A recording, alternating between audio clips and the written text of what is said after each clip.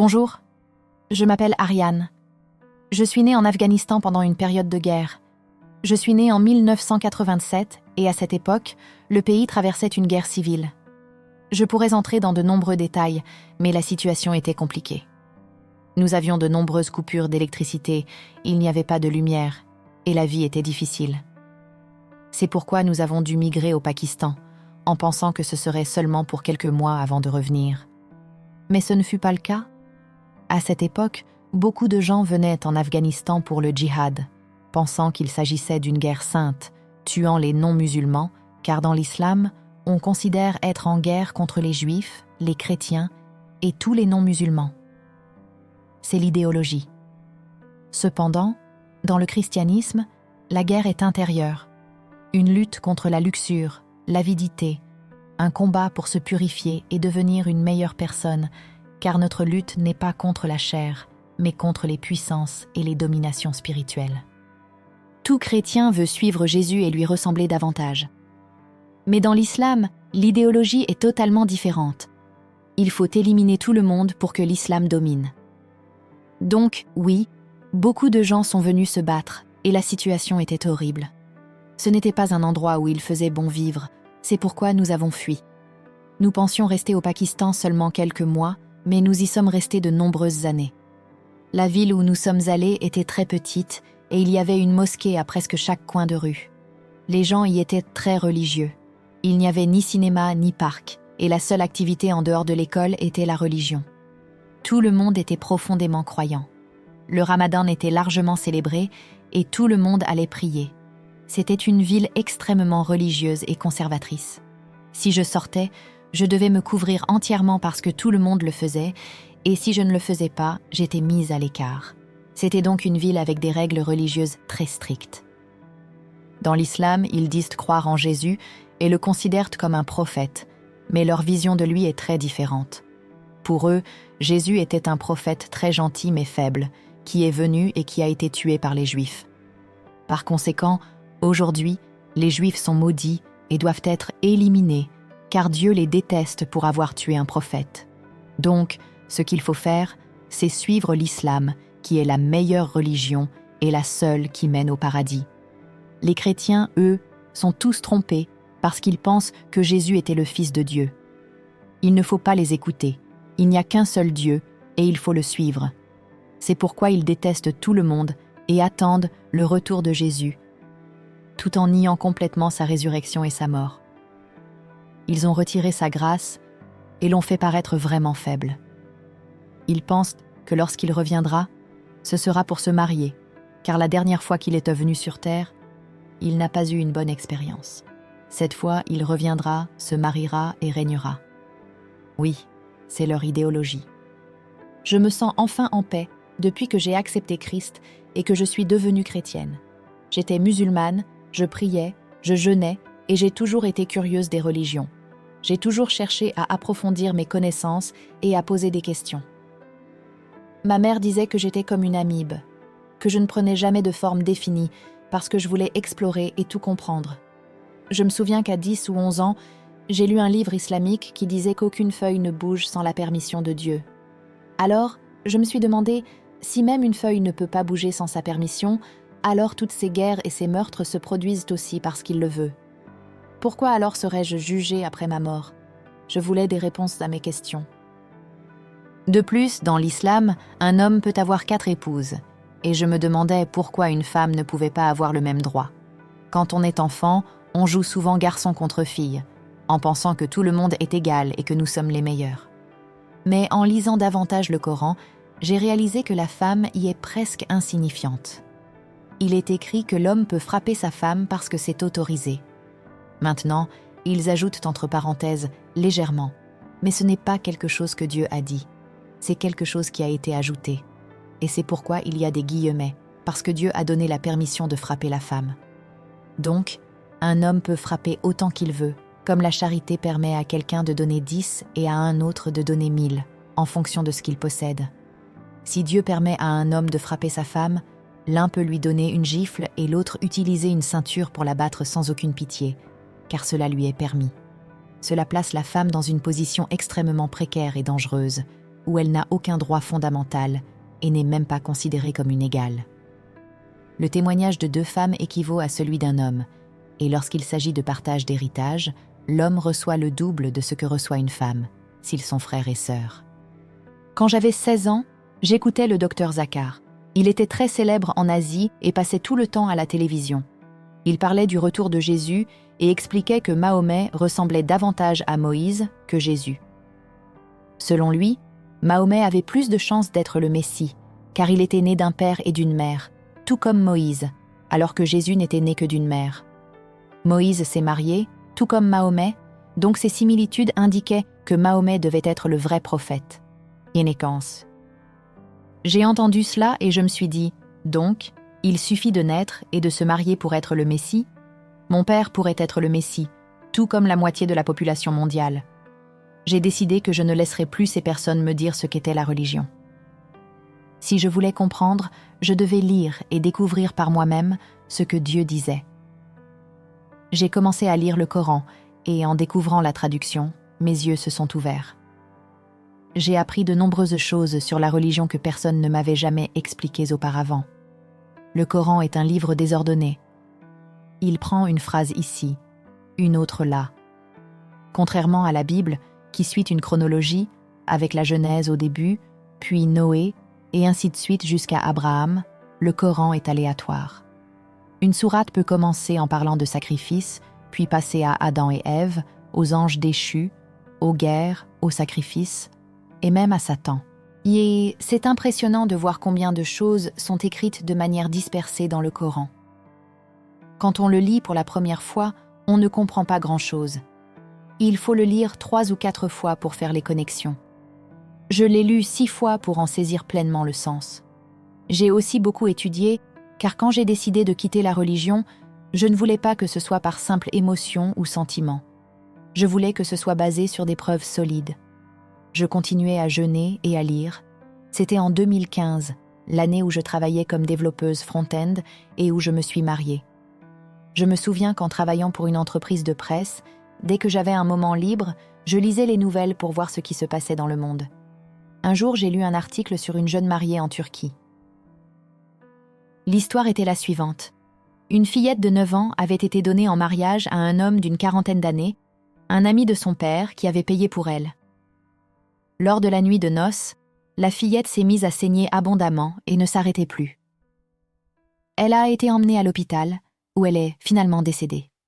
L'hôpital a alerté la police et les médias, ce qui est rare, car ces affaires sont généralement étouffées. L'autopsie de la petite fille a révélé des niveaux très élevés d'hormones du stress. Imaginez une enfant de 9 ans, qui plaçait toute sa confiance en sa mère et en Dieu, livrée à ce monstre. Elle a dû pleurer, crier, mais cet homme horrible n'a pas arrêté. Je tremblais en lisant cela, en me demandant comment ils osaient faire cela. Ils pensaient qu'ils pouvaient être comme Mahomet. Mais alors, j'ai compris que si nous prions et jeûnons comme Mahomet, et que cet homme s'est marié comme Mahomet, où est l'erreur? Et c'est à ce moment-là que j'ai réalisé qu'il n'y avait pas de différence entre le père de cette fillette et moi. Nous suivions la même personne. J'avais l'impression d'avoir le sang de cette petite fille sur les mains. C'est alors que j'ai compris que cet homme ne pouvait pas être un homme de Dieu. Dieu ne soumettrait jamais un enfant innocent à une telle horreur, car il n'est pas seulement le Dieu des prophètes, il est le Dieu de tous. Pour lui, cette petite fille comptait autant que n'importe quelle autre personne. À ce moment-là, l'homme du livre s'est effondré dans mon esprit et j'ai compris que je devais chercher une autre religion. Mais qu'en était-il du Coran? L'islam affirme qu'il s'agit du livre de Dieu, qu'il en est l'auteur. Chaque fois que j'étais triste ou que j'avais un problème, je lisais le Coran et cela me réconfortait. J'ai prié Dieu pour qu'il me guide et j'ai commencé à explorer d'autres religions. J'ai découvert l'hindouisme et le zoroastrisme, bien que de manière superficielle, car je ne suis pas une spécialiste. J'ai aussi étudié le judaïsme, en pensant que ce serait une transition facile, car eux aussi croient en un Dieu unique. Mais j'ai découvert qu'on ne peut pas simplement se convertir au judaïsme, il faut y être né. Alors, j'ai lu l'Ancien Testament du début à la fin. Le christianisme était la dernière option sur ma liste de réflexion. À l'université, en discutant avec quelqu'un, Il disait que chaque ligne du Coran est dictée directement par Dieu, qu'il ordonne à Gabriel de transmettre le message, et que Mahomet l'écrivait et le transcrivait. Ainsi, chaque mot serait de Dieu. Un jour, je discutais avec un ami et je lui ai demandé si Jésus avait écrit le Nouveau Testament. Il m'a répondu que non, que ce sont ses disciples qui l'ont écrit après sa mort. J'ai été surprise. Comment ça ? Jésus ne l'a même pas écrit lui-même et pourtant les gens le suivent encore. Je n'envisageais même pas cette possibilité. J'ai donc exploré toutes ces religions, mais finalement, aucune ne m'attirait suffisamment pour que je me convertisse. J'étais sur le point d'abandonner. Puis, j'ai fait un rêve. Mais je ne veux pas entrer dans les détails, car certains pourraient penser qu'ils doivent aussi avoir un rêve pour arriver à cette étape. Alors, j'ai pensé, regardons le christianisme de plus près. Cela fait des années que j'étudie tout cela. En tant que musulmane, on pense connaître Jésus si bien qu'on le rejette immédiatement. Cette fois, j'ai décidé d'étudier Jésus à partir de sources chrétiennes et non islamiques, pour voir ce que j'en apprendrais. Nan. Je voyais toujours des croix en passant devant les églises. Et dans le Coran, il est dit que la Trinité se compose du Père, du Fils et de la Mère, ce qui me semblait totalement erroné. Mais lorsque j'ai étudié la Trinité à travers des sources chrétiennes, j'ai découvert qu'elle était composée du Père, du Fils et du Saint-Esprit. J'ai été stupéfaite. Je ne savais pas que le Saint-Esprit faisait partie de cette doctrine. Pour moi, c'était une erreur, car cela contredisait totalement ce que le Coran enseignait. J'ai alors reçu mon premier signe. Dieu me montrait que c'était faux.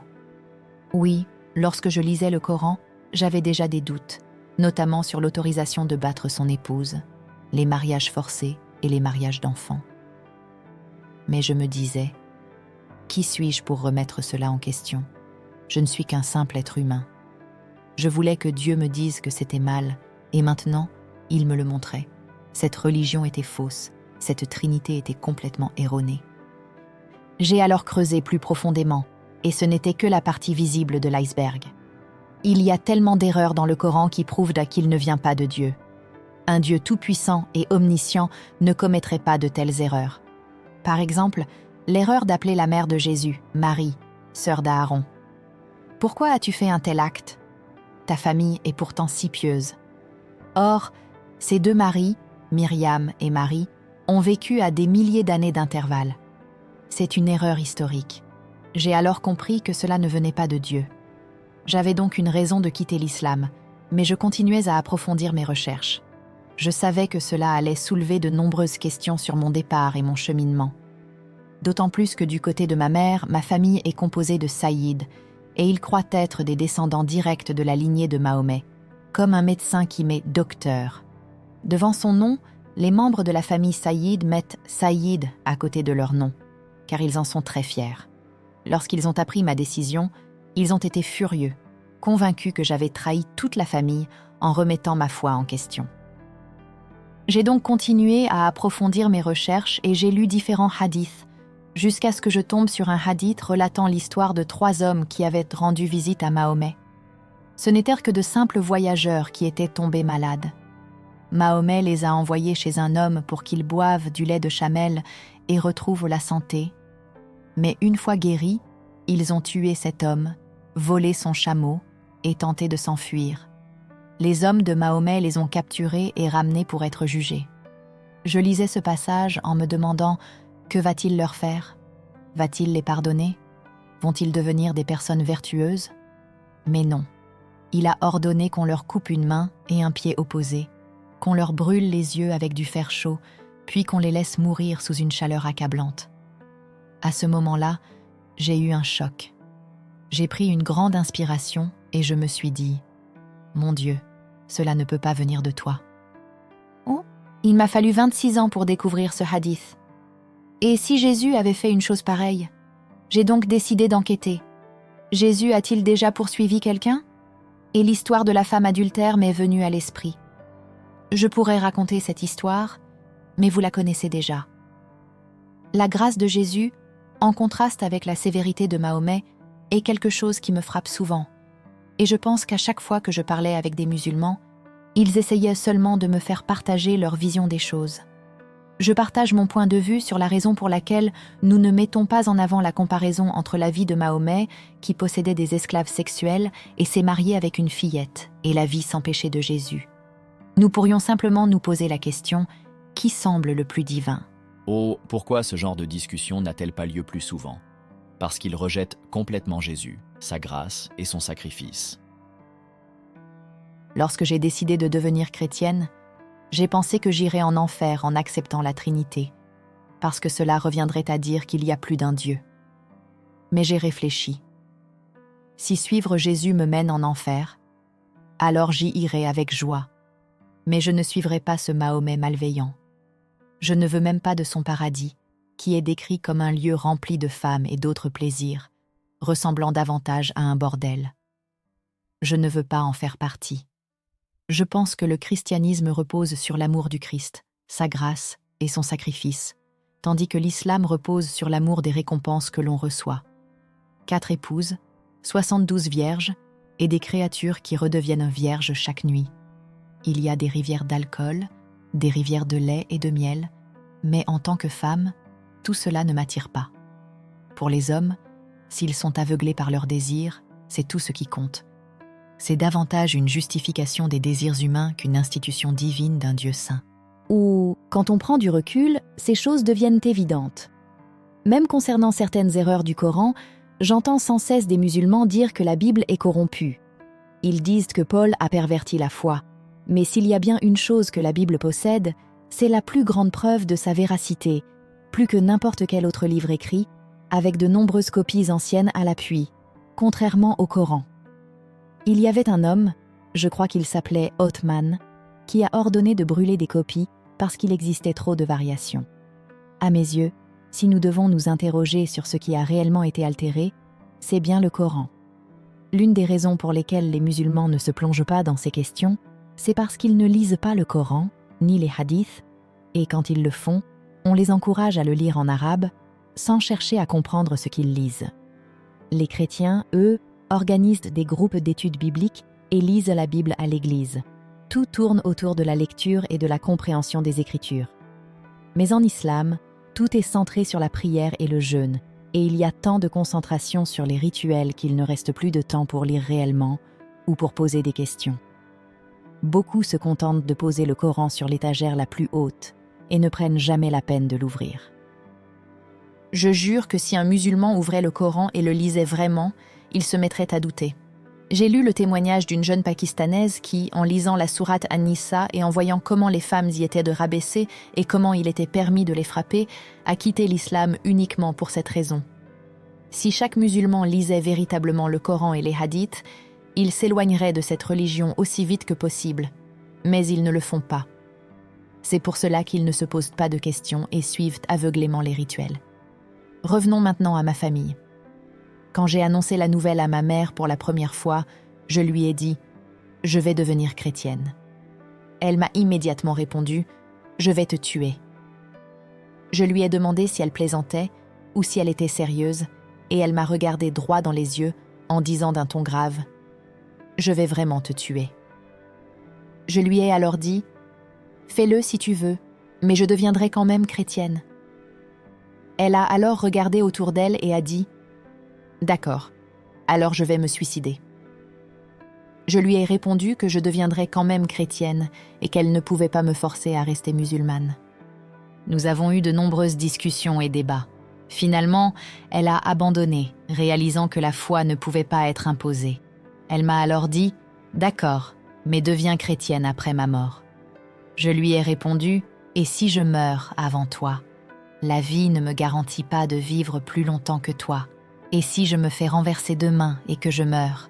Je vais devenir chrétienne maintenant. » Elle m'a alors demandé de ne le dire à personne. Je lui ai dit que j'en parlerais à mes amis et à tout le monde.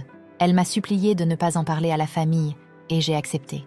Mais aujourd'hui, tout est connu, car une fois qu'on en parle à quelqu'un, la nouvelle se répand.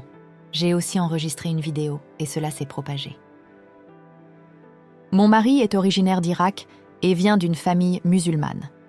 Mes beaux-parents ont été furieux au début. Ils n'arrivaient pas à y croire. surtout parce qu'il pensait que si quelque chose de mal devait arriver, cela viendrait forcément de moi. Il disait à mon mari qu'il pouvait s'attendre à ce genre de choses de sa part, mais que moi, j'étais la fille innocente qui suivait tout à la lettre. Comment pouvais-je me convertir? Cependant, mon mari n'est pas quelqu'un de très pratiquant, il est plutôt athée. Il m'a dit « D'accord, si tu veux changer, alors lis tout. Renseigne-toi et fais ton propre jugement. Ne tombe pas aveuglément dans quoi que ce soit. Mais si tu as tout lu et que tu as pris ta décision, je ne vais pas te forcer à quoi que ce soit. » Néanmoins, il a subi la pression de sa famille, et quelqu'un est même allé jusqu'à dire qu'il n'était pas un homme digne de ce nom et qu'il devrait divorcer de moi. Oh, il m'a même suggéré le divorce, et je lui ai répondu « Vas-y, parce que je n'abandonnerai pas, et maintenant que j'ai pris ma décision, si tu veux le faire, fais-le. » Mais c'est un homme bien, et même s'il n'est pas chrétien, il m'a accepté avec ma foi et tout ce qui l'accompagne. Il est toujours à mes côtés, me protégeant, car tout le monde pose des questions sur mon mari. Je remercie Dieu qu'il ait l'esprit ouvert et qu'il mène ce combat avec moi. Avant, j'avais beaucoup de doutes et de questions, mais maintenant, je sais que tout ce qui m'est arrivé et toutes les personnes qui sont entrées dans ma vie faisaient partie de ce plan. Mon rôle était d'être ici aujourd'hui. Chaque chemin m'a mené jusqu'ici et tout le monde m'a aidé. Je suis reconnaissante qu'il me soutienne autant. Prions aussi pour lui parce que parfois il arrive que... Je connais un autre cas où une femme a quitté l'islam et il a fallu 8 ans pour que son mari suive le même chemin. Il était plus dévot, il est allé à la Mecque, il était plus impliqué, mais après 8 ans de prière, il a finalement compris que ce n'était pas de Dieu et a accepté Jésus. J'espère donc que mon mari suivra la même voie. Prions pour lui. Quant à un conseil pour quelqu'un qui est musulman et qui regarde ceci, peut-être qu'il a des doutes et qu'il veut en savoir plus sur Jésus ou sur ce qu'il faut penser de l'islam, mon conseil est le suivant. Lisez les hadiths. Si vous voulez quitter rapidement cette religion ou voir la réalité en face, lisez les hadiths. Vous y trouverez de bonnes choses, mais aussi des choses mauvaises et horribles. Vous prendriez immédiatement la fuite. Le Dieu de la Bible est très différent d'Allah, car chaque commandement est très différent. Le Dieu de la Bible a créé un seul Adam et une seule Ève et demande de respecter ses parents sans donner de priorité au père ou à la mère. Mais l'islam dit que l'homme peut avoir 4 épouses. Donc, si quelqu'un veut vraiment comprendre cette religion, plus il en apprend sur Mahomet et sur Allah, plus il réalise que cela ne vient pas de Dieu. Allah est démoniaque, et vous quitteriez l'islam si vous saviez que Mahomet a eu un rêve dans lequel il était vêtu de blanc et où il lui était ordonné d'épouser Aïcha, entre autres détails. Pourquoi Dieu voudrait-il cela? J'ai débattu avec un de mes cousins au sujet de l'islam et de toutes les actions de Mahomet, en lui demandant pourquoi il avait fait tuer les Juifs. Moïse avait travaillé dur et enduré tant d'épreuves pour faire sortir son peuple d'Égypte et le sauver. Et ensuite Mahomet arrive et ordonne d'exécuter ces gens qui croyaient en Dieu, mais pas en lui. C'était purement égoïste de sa part de tuer le peuple de Dieu. Et plus on apprend à connaître ces deux figures, plus on comprend que cela ne mène pas au paradis, mais ailleurs. Allah n'est pas le Dieu de la Bible. Je veux que tout le monde comprenne cela, parce que j'entends souvent dire qu'il s'agit du même Dieu, mais c'est totalement faux. Ce sont des choses différentes, des messages opposés, ce n'est pas le même Dieu. J'ai déjà entendu d'anciens musulmans devenus chrétiens dire qu'Allah est en réalité le diable. Quand vous lisez l'Apocalypse, l'une des choses intéressantes qui me vient toujours à l'esprit, c'est que nous savons qu'il y a une fausse trinité à la fin. Il y a Satan, qui est évidemment le faux père. Il y a un faux prophète qui promeut une fausse religion, une sorte de faux Jésus, et enfin il y a l'Antéchrist, qui est l'anti-Jésus. Il est intéressant de noter que plusieurs musulmans ont soulevé cette question en disant que cela pourrait avoir un lien. Satan veut toujours copier la vérité. En lisant le Coran, il y a un passage où une conversation a lieu entre Allah et le diable, juste après qu'Adam et Ève ont mangé le fruit défendu. Dieu dit à Adam et Ève d'aller sur terre, et il dit à Satan d'aller en enfer. Mais Satan demande plus de temps. Dieu lui demande combien de temps, et il répond « Jusqu'à ce que tu les ressuscites de leur tombe », ce qui signifie jusqu'au jour du jugement. Dieu accepte, et Satan promet alors d'égarer les hommes. Puis Allah répond que c'est d'accord, mais qu'il ne pourra pas détourner ceux qui le suivent. En lisant cela, j'ai réalisé qu'il y avait deux entités puissantes, un Dieu et un diable. Nous ne pouvons pas voir Dieu, nous ne pouvons pas voir le diable, et Dieu lui a donné tout ce temps et lui a permis d'agir. C'est pour cette raison que Jésus l'a toujours appelé le prince de ce monde. Si vous parlez avec des musulmans, parlez-leur de la grâce de Jésus, car Jésus nous a demandé d'aller jusqu'aux confins du monde pour annoncer la bonne nouvelle. L'Évangile, c'est la bonne nouvelle, et les musulmans ne l'ont jamais entendu. Alors, si vous les croisez, partagez avec eux le fait que dans l'islam, ils sacrifient des animaux, mais pas pour l'expiation des péchés.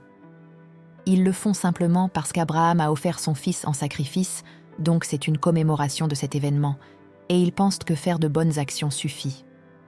Expliquez-leur l'expiation des péchés, qui est la raison pour laquelle les Juifs sacrifiaient des animaux pour le pardon des péchés. Puis Jésus est venu, et par le sang d'un innocent, nos péchés ont été effacés. Jésus est venu, et par son sang, il a porté le péché de nous tous, et ainsi tous nos péchés sont lavés. Il est le seul chemin vers le ciel. Le jour du jugement, Jésus dira « Ceux-là sont mon peuple, j'ai payé leur prix. Ils iront au ciel. » Et Mahomet, que dira-t-il? Que peut-il offrir? Cela amènera les musulmans à se questionner sur leur foi, car cette vérité leur a été cachée, et personne ne la leur enseigne. Une fois, je discutais avec l'une de mes cousines, et elle m'a raconté qu'elle était allée voir un mollah, qui est comme un prêtre dans une mosquée, et qu'elle lui avait demandé si ses amis chrétiens et juifs, qui sont de si bonnes personnes, iraient au ciel. Le mollah lui a répondu « Je ne sais même pas si moi, j'irai au ciel, alors eux. » Waouh, c'est une histoire puissante. Et comme tu l'as dit, c'est là tout l'enjeu. Ce n'est pas comme toutes les autres religions du monde, où l'on travaille dur pour essayer d'être assez bon pour Dieu.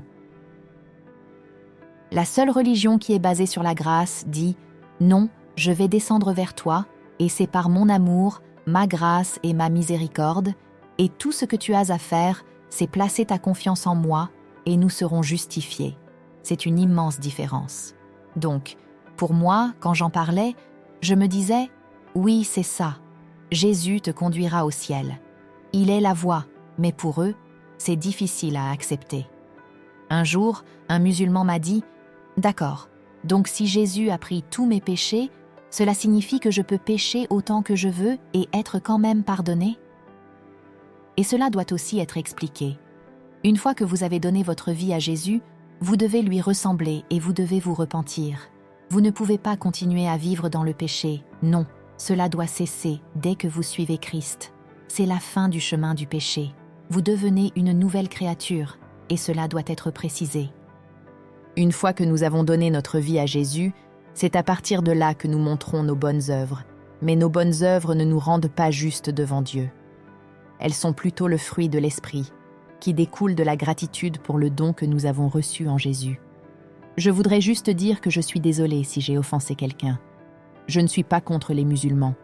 Je pense simplement qu'ils sont des victimes, et je prends des risques en révélant ces vérités. Mais je vous aime, Jésus vous aime, et je veux vous sauver. C'est tout mon but. Que Dieu vous bénisse. Chi.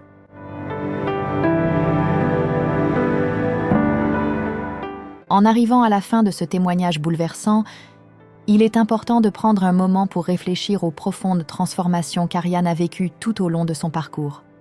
Son histoire nous invite à remettre en question et à explorer nos propres croyances. Comment vous sentez-vous en découvrant la transition d'Ariane, qui est passée d'une vie rythmée par des rituels et des règles strictes à une foi fondée sur la grâce et l'amour? Si le témoignage d'Ariane vous a touché d'une manière ou d'une autre, quelles sont les transformations que vous vous sentez inspiré à entreprendre dans votre propre vie? Y a-t-il des aspects de votre cheminement spirituel que vous ressentez le besoin de réévaluer ou d'approfondir? Cette chaîne est dédiée à l'exploration d'histoires comme celle d'Ariane, offrant un espace où nous pouvons apprendre les uns des autres et grandir ensemble dans notre foi. Si vous souhaitez continuer à découvrir et à participer à ces discussions enrichissantes, n'oubliez pas de vous abonner à la chaîne et d'activer les notifications. Ainsi, vous ne manquerez aucun de nos prochains contenus qui promettent d'enrichir encore davantage votre parcours avec Christ.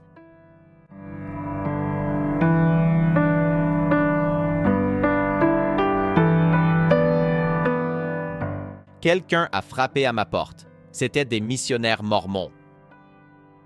Alors, j'ai laissé les missionnaires mormons entrer. Nous avons eu une discussion et ils m'ont demandé « Pouvons-nous revenir quand votre femme sera là ?» J'ai répondu « Bien sûr, pas de problème. »